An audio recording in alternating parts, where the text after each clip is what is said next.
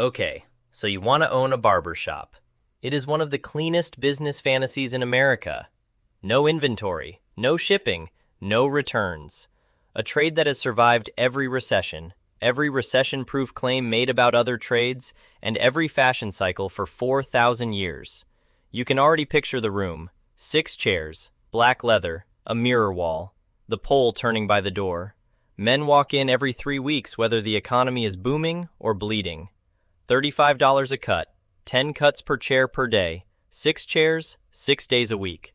Run that on a napkin and you get about $2,100 a day walking through the door and something north of $650,000 a year in a room the size of a 2-car garage. But here is the twist nobody walks you through before the lease gets signed. Out of that $650,000, the owner of that shop keeps somewhere in the neighborhood of $45,000. 7 cents on the dollar. The barber standing in chair 3, who signed nothing, financed nothing, and carries none of the risk, will clear more than that. And the tip your customer just handed over? $7 on a $35 ticket, 20% of everything he paid, never touches the business at all. It goes straight into a pocket. The shop never sees a cent of it. Then there is the number that explains the entire rest of this video. In most states, cutting hair for money requires roughly 1,500 hours of licensed training, a written exam, and a practical exam. Owning the shop where hair is cut requires none of that. 0 hours. The state regulates the scissors. The state does not regulate the capital. And that gap tells you exactly which one of those two things the money is attached to. Because a barber shop is not a haircut business. It is a real estate business with a license taped to the wall. You are not selling haircuts. You are renting out floor space in 30-minute increments to people who own the customers, own the tips, own the phone numbers, and can carry all 3 of those things across the street on any Tuesday they feel like it. Stay to the end of this, and you will understand why the most profitable barber shops in the country are the ones where the owner never picks up a pair of clippers. To see how the trade ended up structured this way, you have to go back further than most people would guess, because the barber shop is one of the oldest continuously operating business formats on Earth, and it has been stripped down twice. The first stripping happened in London. In 1540, Henry VIII signed the charter that merged the barbers and the surgeons into a single body, the Company of Barber Surgeons. That was not a ceremonial gesture. The man with the razor was the man who pulled your teeth, drained your abscesses, and bled you when you had a fever. The barber pole is a physical artifact of that job. The red stripe is blood, the white stripe is the bandage, and the pole itself is the staff the patient gripped to make the vein stand out. That pole is not decoration. It is a surviving piece of medical signage. Under that arrangement, the barber sold a bundle: shave, cut, tooth extraction, minor surgery, wound care. The customer had one relationship for the whole category. Then, in 1745, Parliament split the company in 2. The surgeons walked out and took the medicine with them, and the barbers kept the pole and lost the highest value half of their revenue overnight. That is the first time the trade got narrowed by somebody else's decision. The second stripping was worse, and it came from a product, not a law. For centuries, the core of the barber's income was not the haircut, it was the shave. A man could not safely shave himself with a straight razor without practice, so he came in 2 or 3 times a week, sat down for 10 minutes, and paid. That was recurring revenue in a world that had not yet invented the word. The haircut was the occasional purchase. The shave was the subscription. King Camp Gillette killed it. The safety razor went on sale in 1903 and moved that entire revenue stream from the shop into the customer's bathroom. Within 2 decades, the visit that used to happen 150 times a year happened 17 times a year. Same trade, same skill, same rent, 1/9 the traffic. So the trade did the only thing it could do. If you cannot own the customer's frequency, own the room the customer walks into. The shop stopped being a place that sold procedures and became a place that sold access to a chair. The trade stopped selling time and started selling floor space. Now look at the unit. Because everything in this business resolves down to a single transaction, and what happens to it on the way through the building. One haircut, $35.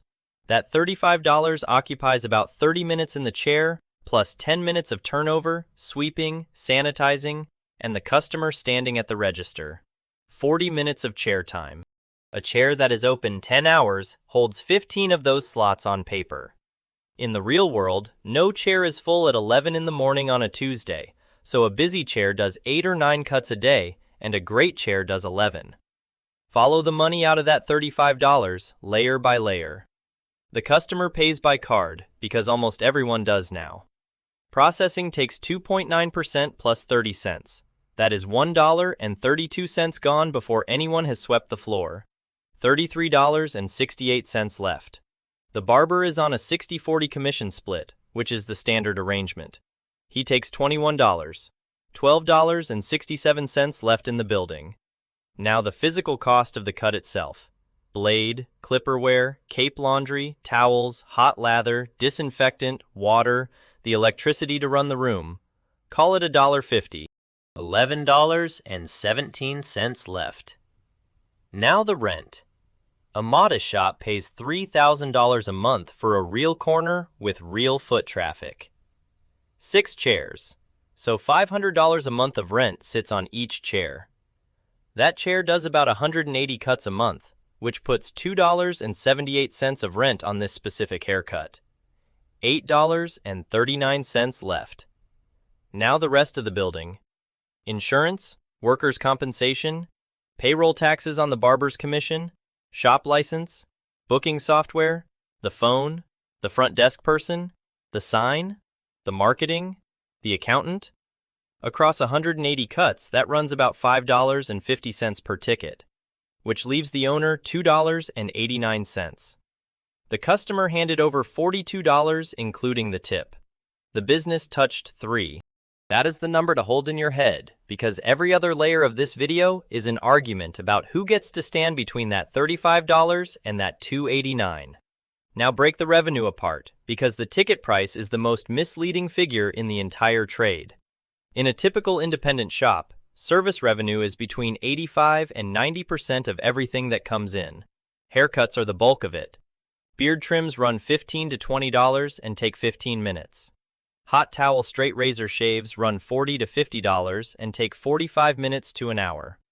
Gray blending, lineups, kids cuts, senior cuts. Here is where owners get the model wrong. They look at the shave, see $50 on the menu, and decide it is the premium product. Do it by the hour instead. A $50 shave that occupies an hour of chair time produces $50 of chair hour revenue. 2 $35 haircuts in that same hour produce $70. The shave has a higher ticket and a worse business. The lineup, at $15 for 8 minutes, is the best economics on the entire menu, and nobody promotes it. Retail is the second line. Pomade, beard oil, clay, shampoo. Wholesale $11, retail $22. 50% gross margin, which makes it the single highest margin thing in the building by a wide distance. It is also almost always under 8% of revenue because barbers hate selling and shops treat the shelf as decoration. A shop doing $650,000 a year and running 8% retail is booking $52,000 of product at $26,000 of gross margin, which is more than half the owner's take-home coming off a shelf nobody manages. There is a fourth line that a small number of shops have worked out, and it is the only thing in this trade that behaves like recurring revenue. The membership. $45 a month for 2 cuts, charged automatically, used or not. A customer on that plan comes in every 3 weeks like clockwork, because he has already paid for it, and the shop books the money on the first of the month instead of standing at the window hoping. 300 members at $45 is $162,000 a year that lands before anyone unlocks the door. It also fixes the worst structural problem in the business, which is that a barbershop has almost no idea what next Tuesday looks like. Most shops never build it, because selling a subscription requires somebody at the desk to ask, and the person at the desk is usually a barber between clients. The third line is the one that does not appear on any menu, and in a growing share of shops, it is the only line that matters. rent collected from the barbers themselves. In that model, the shop's revenue is not the haircut at all. It is a weekly check for the right to stand in a particular square of floor. Ticket price is vanity. Chair hours are the business. Now the expense side, and here the trade separates itself from almost every other small business in the country. The largest cost line in a commission barbershop is labor, and it is not close. It runs between 50 and 60% of revenue. Compare that to a restaurant, where labor is around 30% and food is another 30%. Compare it to a retail store, where labor might be 15%. In a barbershop, labor is the entire product with a room built around it. That matters more than it sounds, because it means none of the standard tricks work here. A restaurant can prep at 10 in the morning for a rush at 7. A factory can build inventory in the slow season. A software company can serve the 10,000th customer for nothing. A barbershop can do none of that. Nobody can cut hair in advance. Nobody can cut 2 heads at once. There is no batch, no inventory, no leverage. Every dollar of revenue requires a specific human being to be standing in a specific place at the exact moment a specific customer decides to walk in, which creates the second brutal cost, the one that never appears on a profit and loss statement: empty chair time. Rent, insurance, utilities, and the front desk all run at exactly the same rate, whether that chair is full or empty. And chair time is perishable in the hardest sense of the word. 11 o'clock on Tuesday cannot be stored, discounted later, or sold to somebody in March.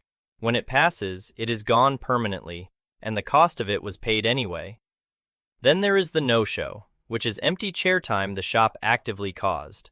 A booked appointment holds a slot, tells the barber not to take the walk-in standing at the counter, and then never arrives. The shop paid for that half hour twice, once for the slot it reserved, and once for the customer it turned away. A 10% no-show rate on a chair doing 180 cuts a month is 18 lost cuts. $630 of revenue gone, with every associated cost still paid in full, per chair, every month.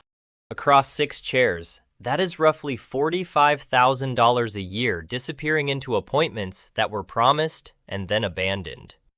Occupancy runs another 10 to 15%. Insurance, licensing, software, and card fees eat 5 to 7 more.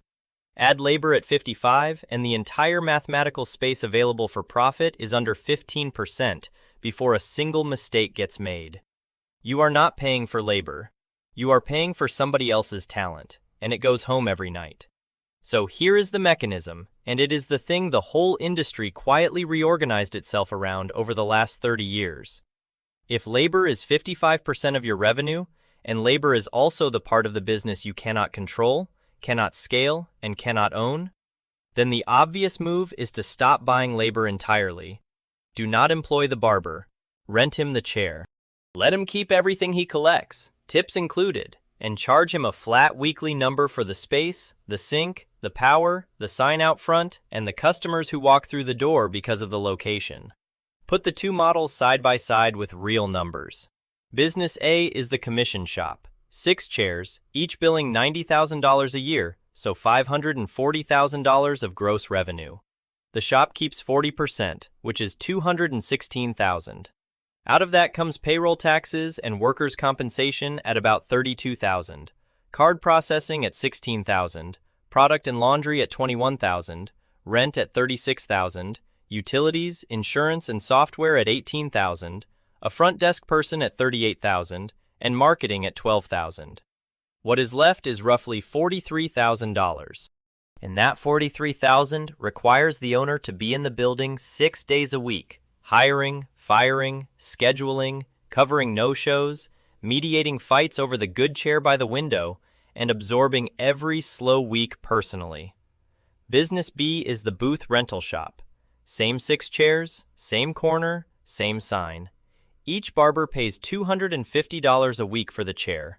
That is $13,000 a year per chair, $78,000 of shop revenue.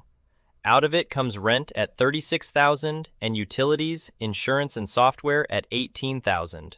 What is left is about $24,000. On paper, Business A wins by $19,000.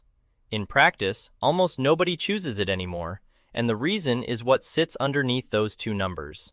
Business A's 43,000 is a variable number attached to a full-time job. If two barbers get slow, it becomes 12,000. If one quits in March, it becomes a loss. The owner is exposed to every haircut that does not happen. Business B's 24,000 is a fixed number attached to no job at all. It arrives on Friday whether the shop did 400 cuts that week or 90. It requires no payroll system, no scheduling, no unemployment claims, no workers' compensation exposure, no training, and no presence. Divide it by the hours the owner actually spends there, and Business B pays several times better per hour of a human life. And it scales, because a person who owns 4 booth rental shops has 4 Friday deposits and no operating job, while a person who owns 4 commission shops has a nervous breakdown. There is a third arrangement, and it is the one most people actually end up inside: the owner-operator. He buys the shop, rents 4 chairs out, and cuts in the 5th himself. His numbers look better than either model above because he collects the booth rent and keeps a full barber's income stacked on top of it, which on a busy chair is another $60,000 a year. Look closely at where those two piles come from. $52,000 of booth rent belongs to the business. The rest belongs to a job, and the job pays whatever any competent barber in that market gets paid. Sell the shop tomorrow, and the buyer inherits the $52,000 and none of the $60,000, because the $60,000 walks out of the building attached to the seller's hands. That single line is what separates a person who owns a business from a person who bought himself a chair with extra paperwork attached. That is the whole trick. The barbershop industry did not discover a better way to cut hair. It discovered that the least risky position in the building is the one that owns the lease. The haircut is not the product, the chair is. Here is where the model gets genuinely counterintuitive, and it is the part that breaks first-time owners. Ordinary business logic says better staff means a better business. Hire the best barbers, build the reputation, grow the revenue, grow the asset. In this trade, that logic runs backwards. The better your barbers get, the less of a business you own. Because the customer is not loyal to your sign. He is loyal to the specific person who knows how his hairline sits. That relationship lives in a phone, not in your point-of-sale system, which means every barber you develop is building a portable asset on your floor, on your rent, with your utilities, in front of your window, and he can pick it up and walk with it.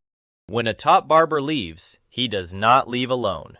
He leaves with 300 clients who follow him 4 blocks down the street, and each of those clients was worth about $600 a year in revenue. That is $180,000 of annual billing walking out through a door you pay rent on. And the legal protection most owners think they have is largely fictional. California voids non-compete agreements outright. Several other states refuse to enforce them against service workers earning modest wages. In practice, a signed non-compete in a barber shop is a piece of paper that makes an owner feel better.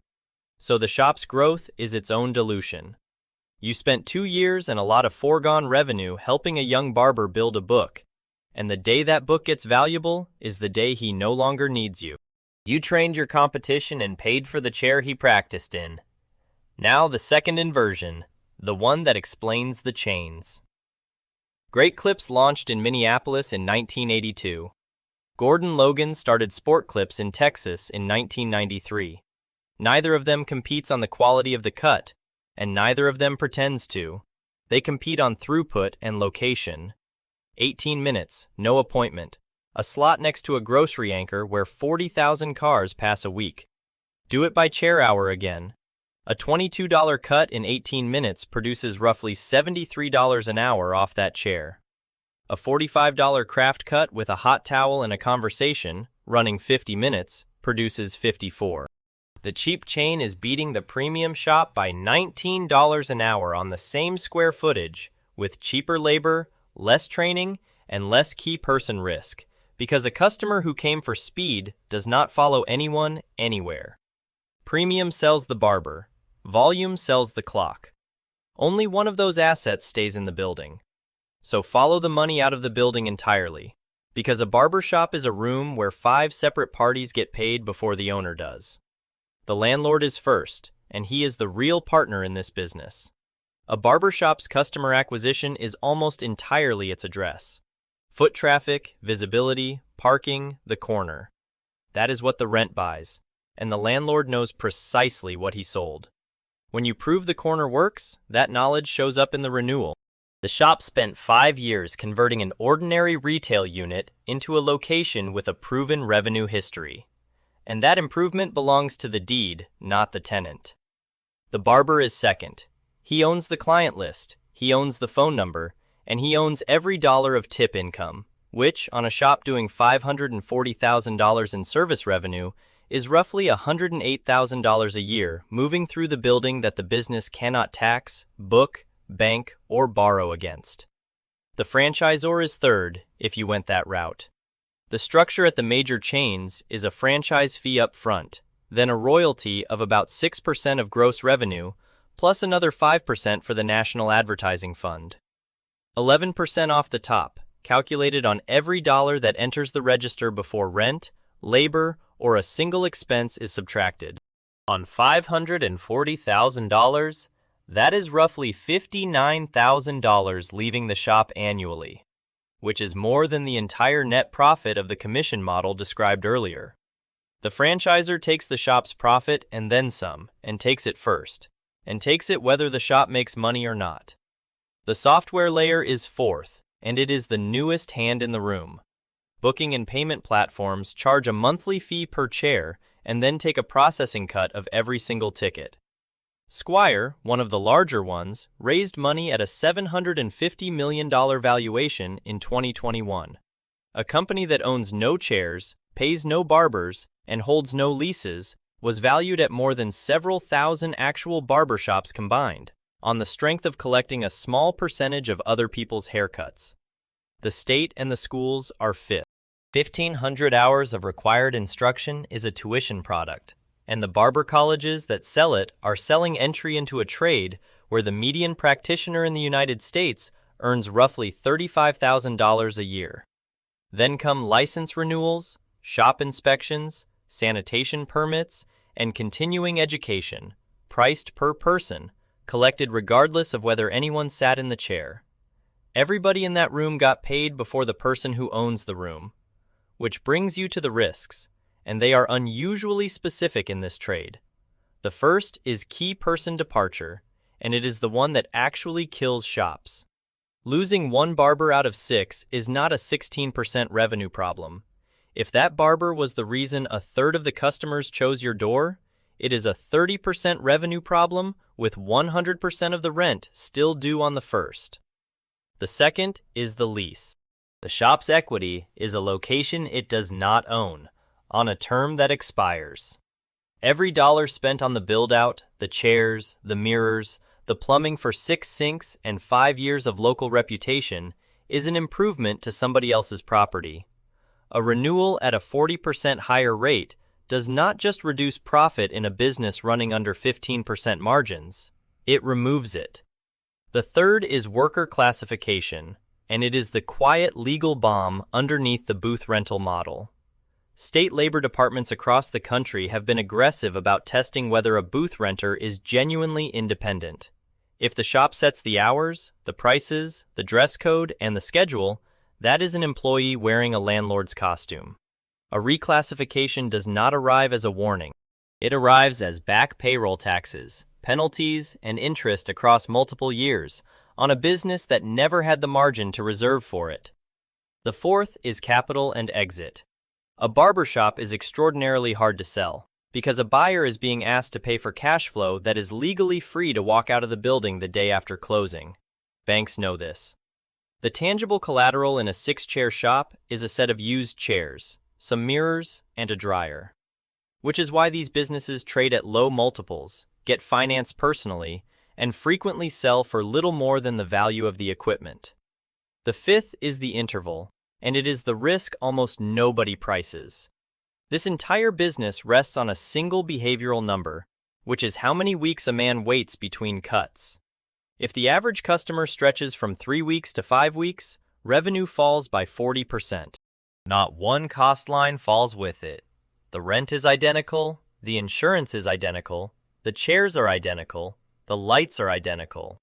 That interval moved once already when a shaving product moved into the bathroom in 1903, and it moved again when a few million men bought clippers in 2020 and discovered the world does not end over a mediocre home fade. Nothing has to close a barbershop. The calendar can do it.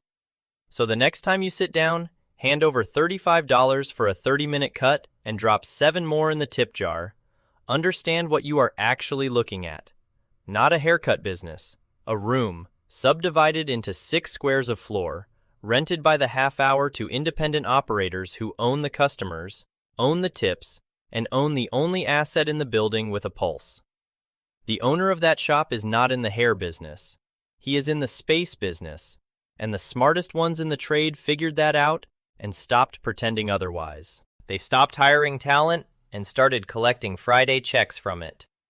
The pole by the door has been turning for 400 years, through the loss of surgery in 1745 and the loss of the daily shave in 1903, and it survived both by shedding the part of the work that somebody else could take away. That is the whole lesson of the barber shop. Own the thing that cannot leave.